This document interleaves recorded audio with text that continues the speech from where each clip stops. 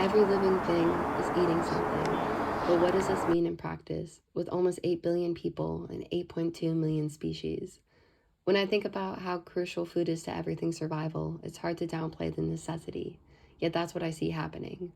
Food is being used to control others. This control over others, or colonization, to put it bluntly, manifests its ugly head in countless ways, seeping into too many elements of my life. Some have so many resources available to them to the point where it seems like they don't hold anything with that much worth, except maybe their net worth, while others don't have enough food to stay alive. I see this disconnect from the food we eat in America and how such food is cultivated, which seems to somehow make it more tolerable for people to consume what they don't see the story of what they're eating, or what other people are forced to eat. White Castle right here in this location. Where is it? I hate to be the bearer of bad news, guys, but and seem more like a fantasy, far, far away from the diluted plastic in front of me. Part of why this comes to mind is because I've gotten to see that food and recipes always come from somewhere. Shout out Mom for teaching me how to cook, pass down recipes, and for sitting me down one day as a kid, telling me how I need to know how to cook to be independent.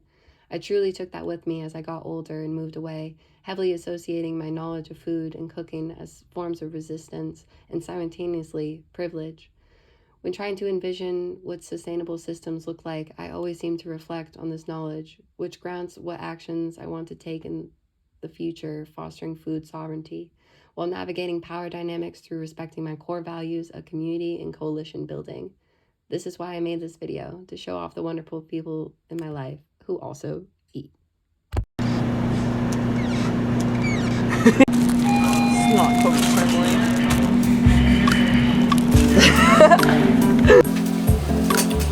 Crazy guys.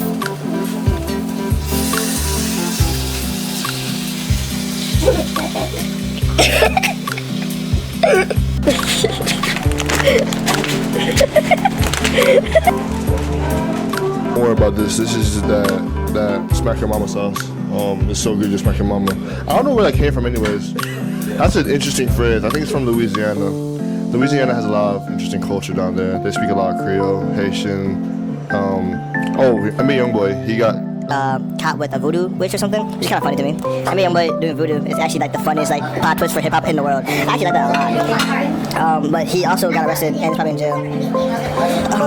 But yeah, what's going on? Haitians, voodoo. Today, Literally, we're going to be teaching my friend Nick Allen how to speak Espanol. How to connect to his roots. So check this out, right? I just started learning Spanish, well, when I was like 12. First off, just started. ¿Dónde están las tortillas? voodoo. Sauce. Yeah, maybe not sauce, but that don't last. Neither does juice. I don't know, what did I say? What did Gucci Man say? We're gonna get our chicken. We're gonna slice it into pieces so that we can boil it and have it all boiled down nicely and evenly. Nice. And in the water, we're gonna put some, do you have laurel? What? Laurel leaves? Laurel leaves? Yeah. Bay leaves? Yes, bay Okay. leaves. Yeah, bay leaves? Yeah. Okay, we're gonna put bay leaves. We're gonna put some onion. And maybe some salt and maybe a little bit of oil, and that's all. But are you gonna cut this chicken, Sophia? No, Davis is gonna cut this chicken because I find it gross and I don't want to do it. Community. Yes, Collaborating. Teamwork makes the dream work. So now we've shredded the chicken after it's been boiled. And we are making the salsa. We just pan fried, or pan, what do you call it? Seared. Pan seared some tomatillos and part of an onion. And then we blended them. And now we put this pan to heat up. Put a couple pieces of onion, a couple pieces of, diced garlic, and then we let that heat up, and then we put this. Yeah, if the store had any kind of jalapenos, we would have gotten them, but we live in America. land of the unfree. So, oh, and then part of this recipe is eating the chicken as you go. Substance. Protein. We're in the process of heating up tortillas, rolling them up. We're not gonna fry them. We're not gonna fry them with oil. So this is gonna be more like an enchiladas type thing. We're gonna adapt to what we have, and that is okay. That is part of leadership. This is also part of leadership, some encouragement. Hey. Oh. Hey. You're feeling witchy and I know it, girl.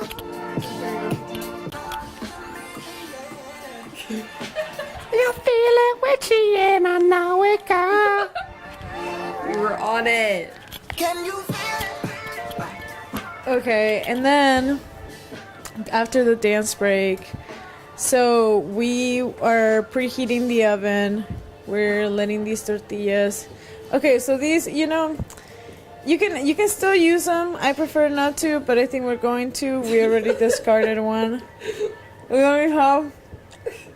only have so much error that can happen.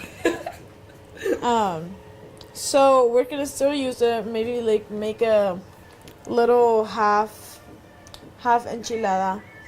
But so we're gonna roll them. And then we're gonna put them in the oven for a little bit, let them bake. With the sauce on. No, without the sauce first. I want them a little crispy, you know what I mean? Like if they burn, I won't be mad. But that's not what we're going for. We're looking for a nice brown. So I'm trying to replicate this onto that, and then we're gonna take them out, put the sauce on them, put them back in the oven, take them out. And then if you go over here, you see I got some diced tomatoes and onions. We're gonna put that on the taquitos or enchiladas. My bad, we forgot. We adapted. So now we have taken these little things out. They're kind of soft, but ultimate taste test. Oh, hot. Uh-oh. You look in pain. Verdict? Okay, don't get a burn like I almost did. But it's alright. I would recommend really doing them in oil next time. That's just my preference, because then they're actually taquitos. And the sauce was good, but it'd be better if they were taquitos. Oh, I forgot to put the onion and the tomato, but next take, that'll be. Yep. When it comes to people that we love and they cook for us, it's okay. You forget ingredients and that's love. And we like it for that exact reason.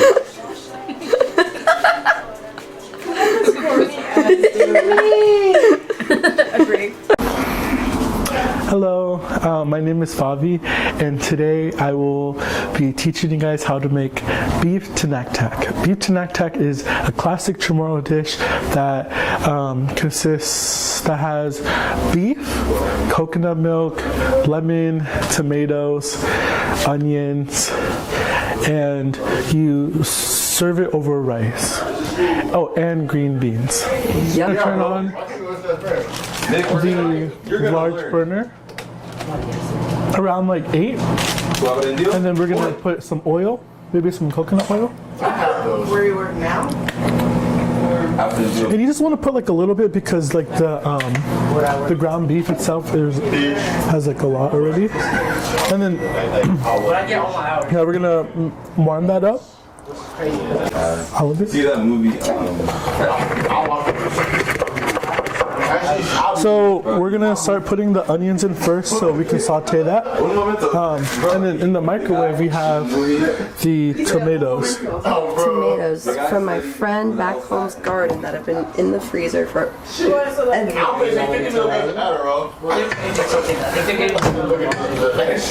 So yeah, we're just gonna warm that up. So it's changing. You don't answer. So what we're gonna do is just take out the stems. Like that? Yeah, I wouldn't say Oh, that. fuck. There's some examples you say Chico Soup was full. Thick. I wouldn't know. I would remember that. Man. Thick. So far in my life. What the thick? Yo. I guess we're just gonna take out the stems. So I would say Tinaktak or like any like rice dish. So there's this soup called, it's like the famous Chamorro soup called Kaddu. Kaddu means soup in Chamorro, but Kaddu Manok is like chicken soup, and it's really good. And so, but a lot of our meals, like our dietary, is like a lot is like coconut, you know, coconut, because you know the islands, like coconut is like free 99. You know what I'm saying? Like we don't pay for coconut. Like here, we pay like what, $5? Yeah. What's up with that? What is up with that capitalism? What's up with food prices, Hadley? It's fucked up. You might need to bleep that out. Food should be free. Shouldn't have to pay for I was like saying like coconut in the islands, free. It's everywhere. Here, It's everywhere. like it's so expensive. And people will pay like bucks for food here. Food has become a tool of the oppressor. Yes. Preach. So we're gonna cut this. And you want to de-thaw the beef before you put it in, you know? Because if you don't thaw the beef, then that's weird. Things are gonna happen. You should, you just can't take it. Yeah, you was that's that, huh? Yeah. It's like the gross part. You was in the middle of the Should I put it in? Oh, you wasn't here. Well, because I went on the Senegal trip. Just gonna put it in. And this is the fun part. She just let go all your anger. Black pepper? Like that? Maybe like 2 Probably some like Paris. of that. And then, what is this? It's herb salt that I made. We're gonna put some herb salt because why not? And Davis is amazing. We're gonna do maybe like a couple pinches of salt. This is not is this kosher salt? Sure, this is kosher as well. We are inclusive for those who need kosher. And yeah, you just like mix it up. Do you have garlic powder? No, but I can chop some garlic. Is there already like minced garlic? Okay, yeah, we want garlic. Okay. That's fine. Once the ground beef is cooked with the garlic and the onions, you now put the coconut milk inside. I'm gonna fill it up all the way up and Bye. go behind.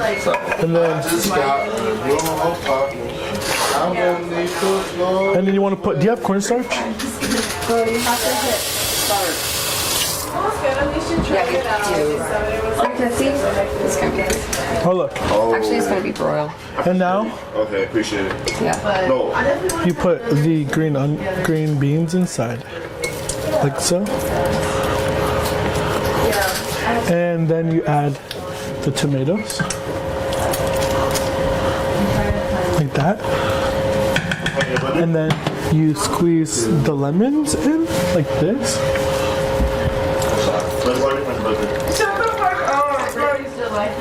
And then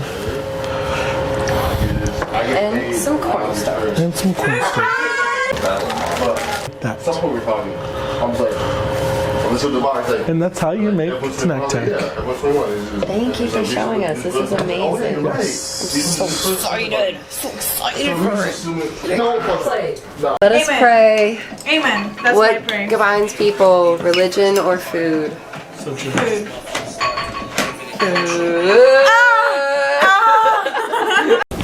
I just got here. And Davis and I are gonna be cooking Dutch babies. Originally, I was supposed to actually like do the mixing and show her how it's made, but my wrists are really hurting and acting up. So instead, I got to film and just verbally instruct Davis on how to make the Dutch babies. It was very fun. Yeah. Thank you, Danny Bell, for giving me this recipe. Danny Bell is my mother. This is my mom's recipe. She made these all the time, and anytime I see them, I think of her. It's been great. And what do you got on your body? Oh, this old thing? This is actually my mom's apron. When we were little, my sister and I had a mini version of these, and she had this. I don't know where our mini versions went, but I got to inherit this beautiful apron, and it makes me think of my mama. Oh. Half a cup. Okay. 1 tablespoon of sugar. Where you remember your mom cooking this recipe for you? Yes, I do have a time in my life. I remember my mom on days that we wouldn't have school or it was spring break and we'd all get up on the later side of the day. She would heat up the cast iron and make Dutch babies. And it was so good because we'd split it into 4 and all the siblings would get one and then my mama would get one. And then you're also going to want to add a pinch of cinnamon. Jada brought over cinnamon for us today and sugar, community care, oh, and vanilla, which, did you make this? I did make it. Of course. I'm gonna add half a cup of milk. I'm gonna squeeze some vanilla, however much you want, and add 3 eggs. Wow, this is like, it seems thick. Yeah, I mixed vanilla paste and vodka and vanilla beans. Whoa. Hee hee. And 3 eggs. Yes, ma'am.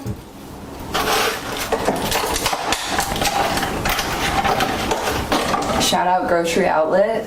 We're gonna get our hot pan out of the oven. Okay. Add 3 tablespoons of butter to this pan. That was kind of a pro move, wasn't it, though? It was. I think you are a pro. I think you're sweet. And now we're gonna make a compote.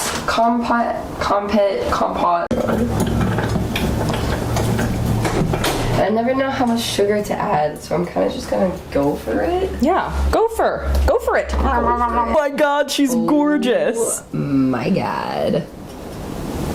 Oh boy. Might we just take it out? Might we just. I kind of think it's golden brown and perfect. Yeah. Awesome. Cool. 420 for like 15 minutes, and all of a sudden, you have the most beautiful wow of them all. Ooh, la la.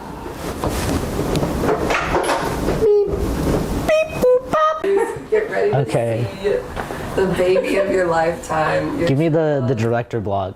And is it live? Yeah. Oh, okay. Okay. Whoa. Whoa. That's actually pretty cool though. That's actually pretty cool. Like the squishiness? Yes. We got it actually pretty cool from Nick. Excited to try. Yeah. When are you guys gonna let me eat it? It's just really cute, isn't it? Yeah, beta. So the sun hits your eyes. Win the move. Not the can. So my first question for you is, what do you think of when you think of a meal? Something homemade, something I've made myself, I guess. Okay. I don't know. Nice. Like rice bowls. Nice. That's normally my go-to. Yeah, that's what I think of. Ooh, what do you add in your rice bowls? I really like adding like a typical fried rice thing with like oyster sauce and like soy sauce and like you know that type of stuff, and then also green onions, carrots, mushrooms. I love mushrooms. Okay, so those are like your staples.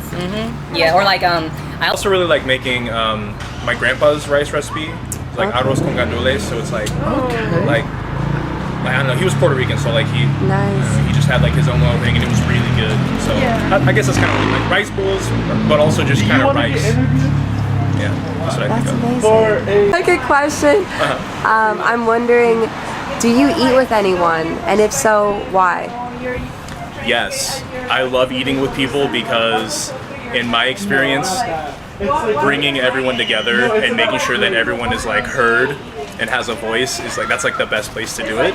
So like creating a safe space and making sure that everyone's fed and having a good time and being heard and all that, eating with people is the best. And also it's like intercultural. It goes beyond language barriers and it brings people together. So yeah, food is the best. Thank you, Alex, assistant manager of Grocery Outlet. You are welcome. Okay, Mr. Greg, that guy / assistant manager from Grocery Outlet. My first question for you is, what do you think of when you think of a meal? A meal? I would say home. Being around the people you love. Stuff like that. Yeah. Nice. Very, very comforting. Okay, that's awesome. And my second question for you is, do you ever eat with anyone? And if so, why? Yes. Almost every meal, or at least every dinner, it's like me and my roommates. Yeah. Well, even if it's like eating separate stuff, we eat it together. So, I don't know. Amazing. Sense of community and family. Community. That's awesome. Thank you. This is unlike any job I've ever worked. And like the support of my coworkers has been amazing. Like I've learned so much about gardening and agriculture coming in. I had no experience at all. So it's been like really awesome to learn more about home gardening and then also like field work like this. It is very hard work and definitely pays off in that like we get to take home free food and like share that with friends and also family. For access purposes, who do you primarily see buying the food? And would you say it's affordable for everyone? That's a really good question. I'd say like during start season we see more of a like diverse population of clients coming in, and because starts and seeds are like less expensive than produce, and then during produce season when we have veggies and fruit, there are more privileged people coming in because they can afford that. But I would also say that we are trying to prioritize like the things that we do sell, and the amount that we sell is affordable in terms of like how big everything is. Like our lettuce heads are right now, they're $2.99, and they're like, we're selling ones that are like this big. So I feel like that's pretty cool. I just feel like a lot of families and older people come in because they've either known about it for years or they have houses in Happy Valley, which I guess that, I don't know if that tells you something, but yeah, like we don't have a lot of younger people coming in. Me gusta video caros, BMWs, but more specifically, food, the question you were talking about. What it has to be warm, has to make me feel like I'm at home even if I'm not home, and that usually comes from just being around people that also make me feel at home as well. Wow. So do you eat with people? See. All right. Of a meal, I usually think of like the heat coming off of it, you know, like it just now made, how it feels in my mouth, how it's gonna taste, if it's gonna like stop.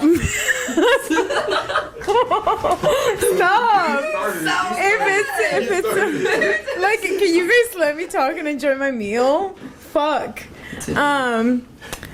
If it's gonna feel maybe like a hug. And then usually I do like eating with people around me, and or if I'm alone, just eating alone and not necessarily doing something else, trying to really be present in the moment and just kind of like have my intimate moment with myself and the food and see what I'm getting from it, you know, like what is it doing? Is it uplifting me? Is it making me happier? Is it making me nostalgic? Yeah, that's me and food. You just need your cut. Coming in, though.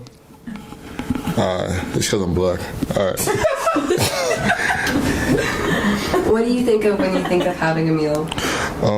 I think it can be anything. A lot of times when I think of a meal, I think of like the word meal, like people like full course meal, multiple courses, or just like a meal you have at home, or like a dish. My favorite meal that I would have, this is kind of just like anecdote. I like home cooked stuff, so I'm Nigerian. Yeah, I like. Wow, like isn't that really assumptuous? Anyways, but yeah, like egusi soup with fruit pound jam. I love jollof, dodo, which is plantain if y'all didn't know. I also love beans, you know, some good stuff. But a meal is just to me what it. You know, whatever someone describes it as, I'll wait for them to say the rest of it, you know? Like, do you want a meal? I'm going to wait for you to describe how you mean the meal. Interesting. Yeah? Rice, beans, typical African. Oh my God. You still rolling? Yeah, I'm still rolling. Okay, Next so... question. Do you know it? Yeah, who do I like to share a meal with? Yeah, or do I like to eat with people? This is a loaded question because there's a lot of times where I'm really like a social media kid. You see those posts where it should be like, yeah, they trying to like disturb me during iPad kid. They try to disturb me during my meal time, during my YouTube meal time. Like, bro, I'm trying to like watch a YouTube video, watch FIFA, detach from reality. That's all that's there. But like YouTube meal, I ain't finna cut your shit though. I watched them. The game was on just now. Shit, man, I'm a Barca. Man, I'm a Real Madrid. You said Miami? Yeah, not Barca, but definitely like I fuck with a good, mess with a good Man City. They have Haaland right now. They also have Pulisic. No, Pulisic's not on Chelsea. This is not about soccer. This is about who you share a meal with.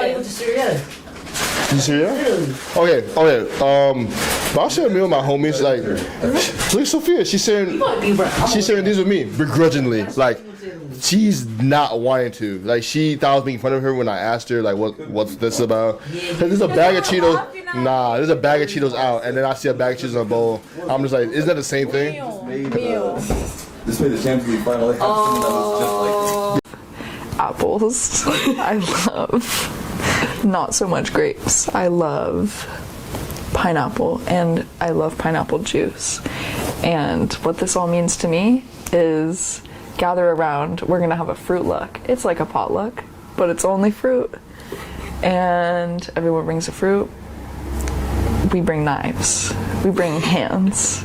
We bring wet wipes, maybe sticky hands. Not everyone's favorite sensory experience. We eat, we share love and joy. We go home with a belly full of fruit. The end. Been to one of those before, also for the record. It's not made up. I've been to a fruit luck. Wow. It was everything I just said. It was awesome. That's amazing. And people brought like not like weird fruit, but just like fruit that you don't have every day. Like fruit that I never tried. I think that's the first time I tried durian, and I think I liked it. You think you liked it? Yeah. That's awesome. I've never had it. It's the one that tastes like garlic, I think. People say that. Or something like that. I don't know. Why have fruit that tastes like fruit when fruit can taste like garlic? Exactly. The fruitarians, they're on to something. With the durian, maybe. When I think of having a meal, I think of sharing and how there's so much that surrounds a meal. Like, I think what comes to mind when I think of a meal is sharing like someone's family recipe. For example, today I had pancakes with a very dear friend who she made these special pancakes that are her step-grandfather's recipe. And there's beer and cottage cheese and butter and one egg and pancake mix in them. And it sounds crazy, but you put syrup on it, so good. And it's like, and he was eating that meal with us too, is how it feels, because because it's the family recipe and being able to share that. And then also, I think it means everything that goes into it. Like, I feel like food, sharing a meal, it holds the conversations that's going on, it holds the music in the back. Those are all the ingredients that are a part of the food.